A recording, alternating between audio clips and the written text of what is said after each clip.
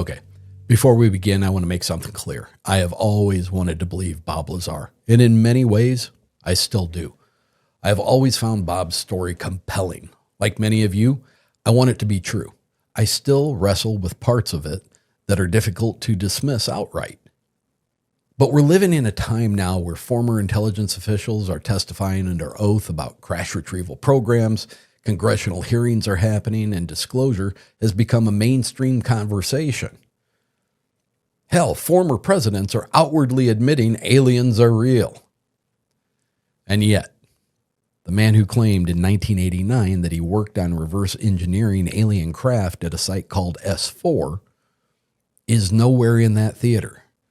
Tonight is absolutely not an attack. It's not a debunking, nor is it an endorsement. It's something harder. It's a fair look at what holds up, what remains unverified, and why, in this age of disclosure, Bob Lazar is notably absent. I'm Eric Szilagyi, and this is Uncomfortable.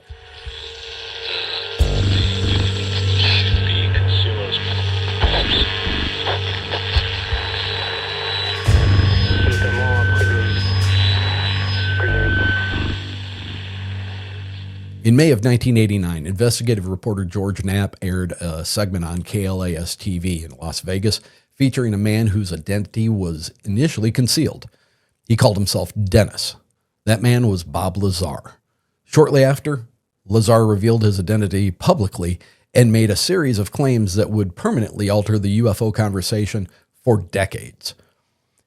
He had stated that he worked at a site south of Groom Lake, not the main installation commonly known as Area 51, but a separate facility he referred to as S4. According to Lazar, this facility housed up to 9 craft of non-human origin.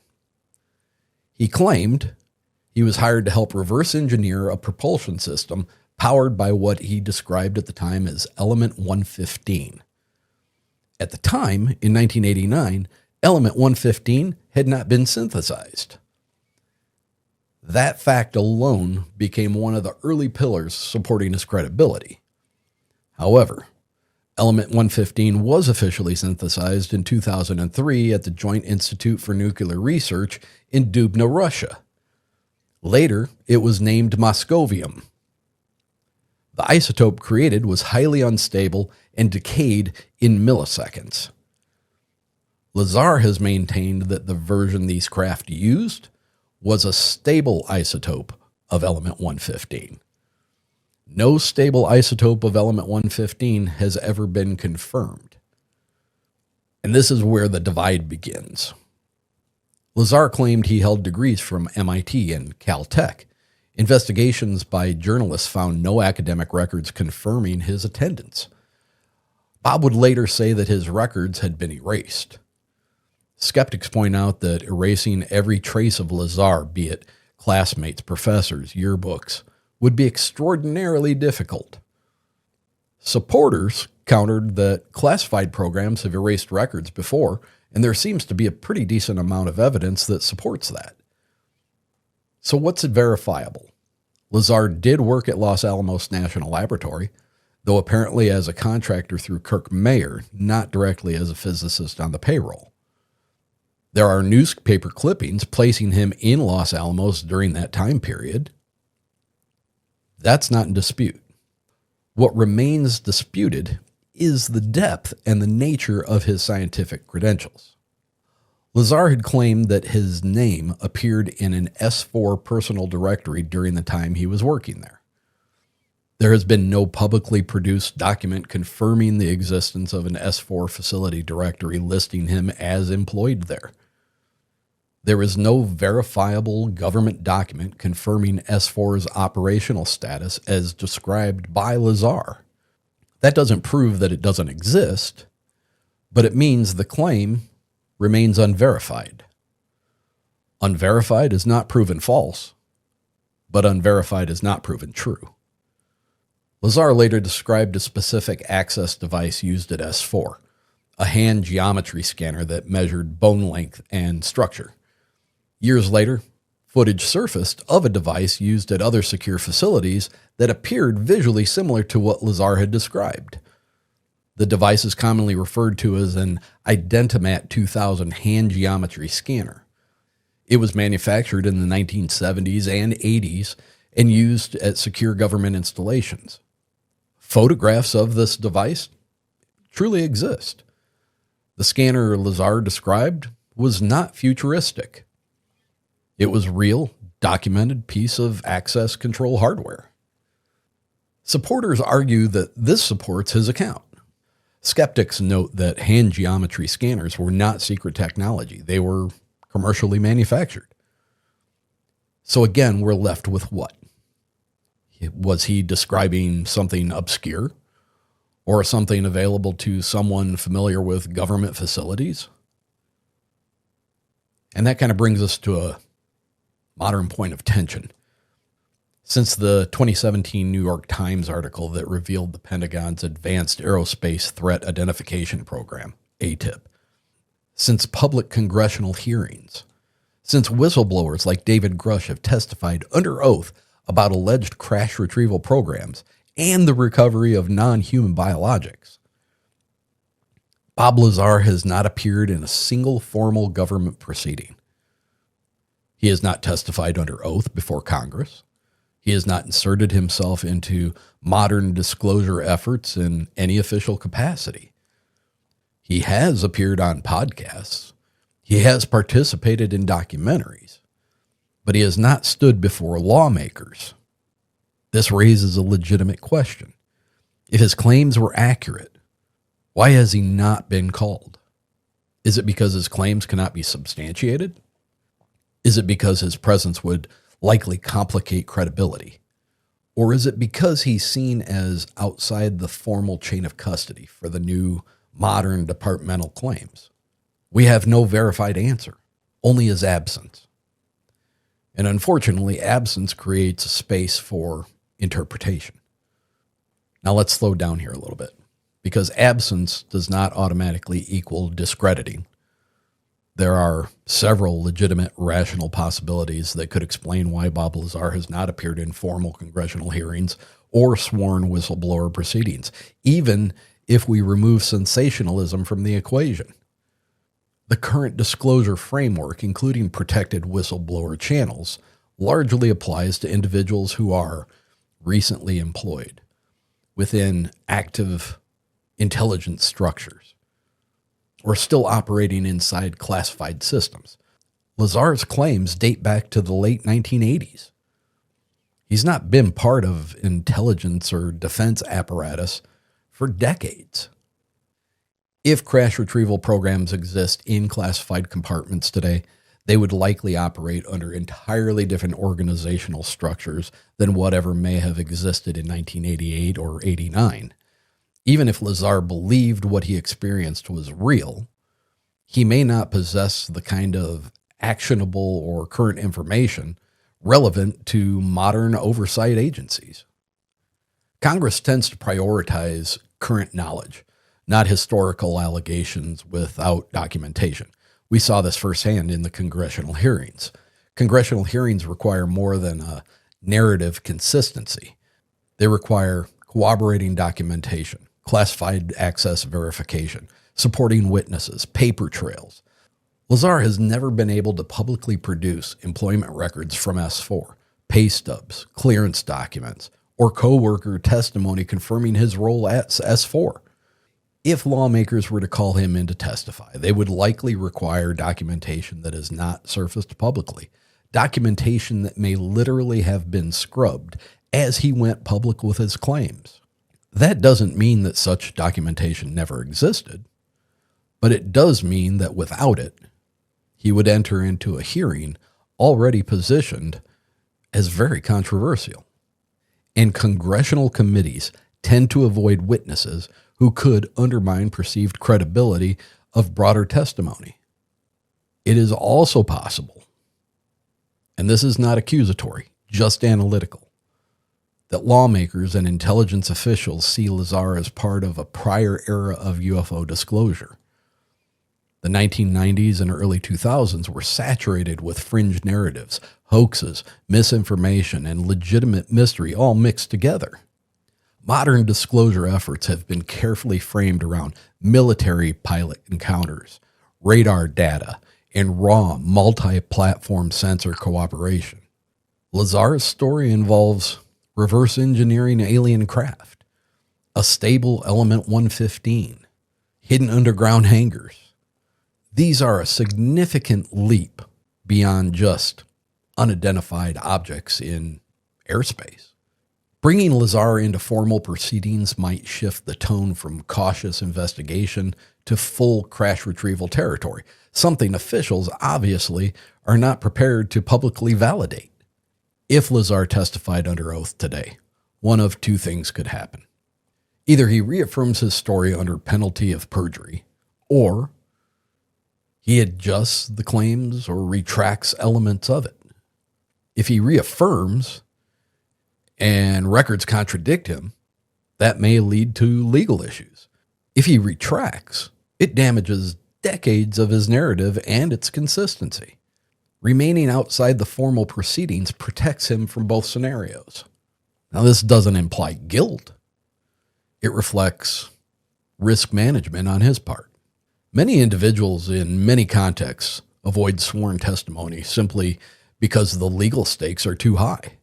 I plead the fifth. It's also reasonable to consider a human factor. Lazar has lived under public scrutiny for more than 35 years. He's faced intense skepticism, personal attacks, federal investigations of his businesses. He may simply have no desire to re-enter that storm in any capacity. Not every figure seeks the spotlight indefinitely.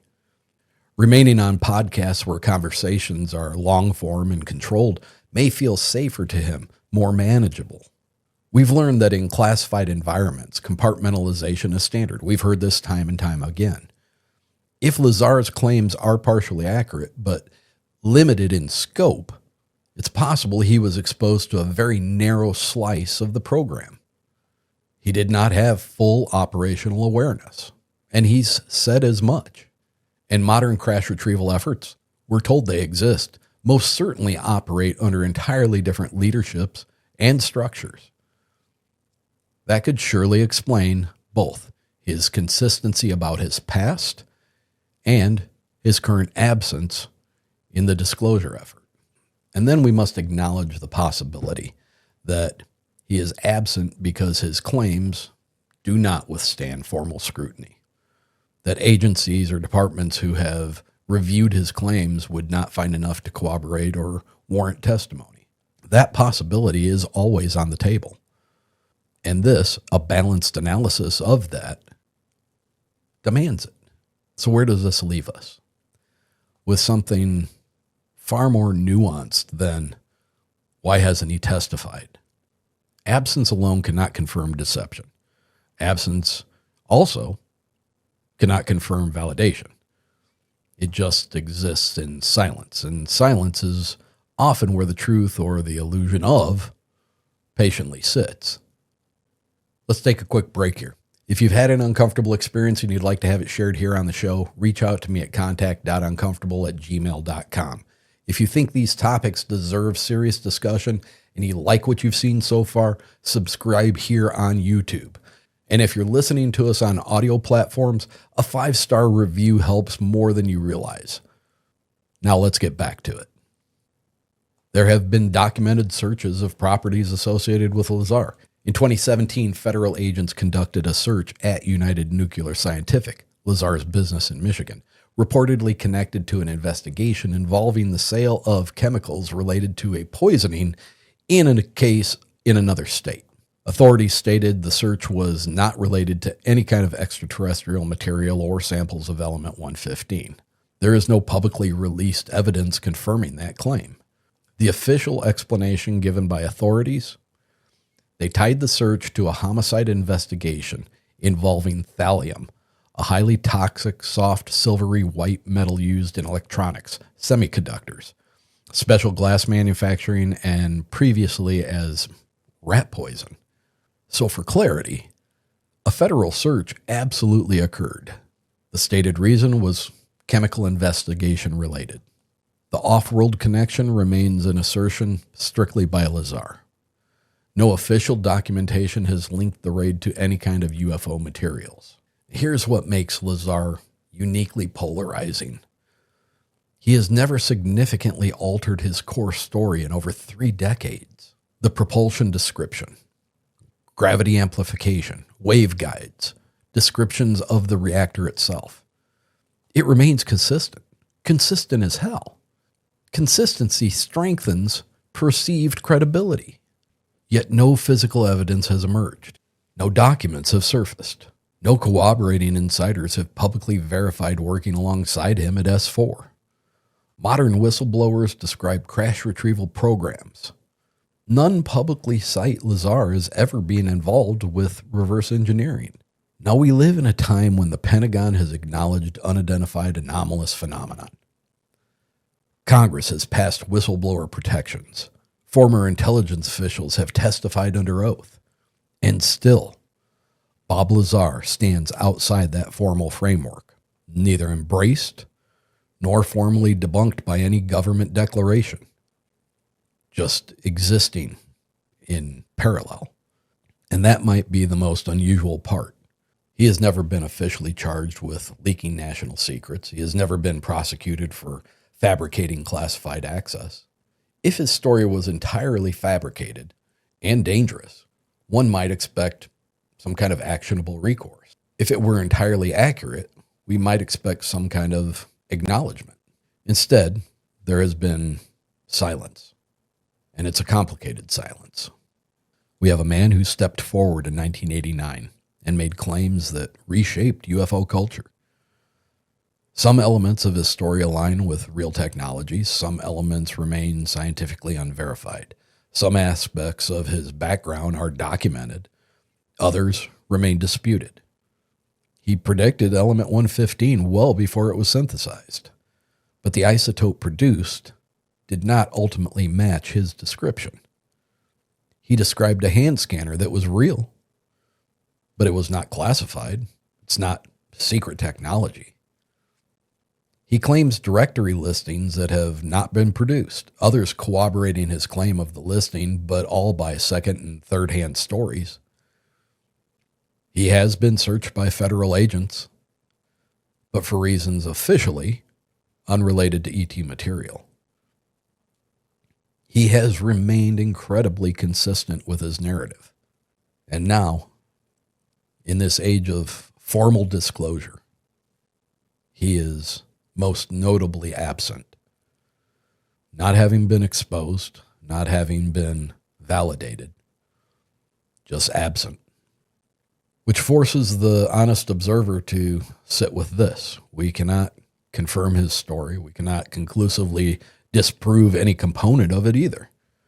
So we are left with what may be the most uncomfortable position of all, uncertainty. And perhaps that's fitting, because uncertainty is where this entire story has lived for decades. If you enjoyed this breakdown, if you appreciate discussions that avoid sensationalism and stay anchored in verifiable context, please subscribe and share this episode. If you've had an experience of your own, something that still lingers, something that still unsettles, you know where to find me. Until next time, stay curious and stay uncomfortable.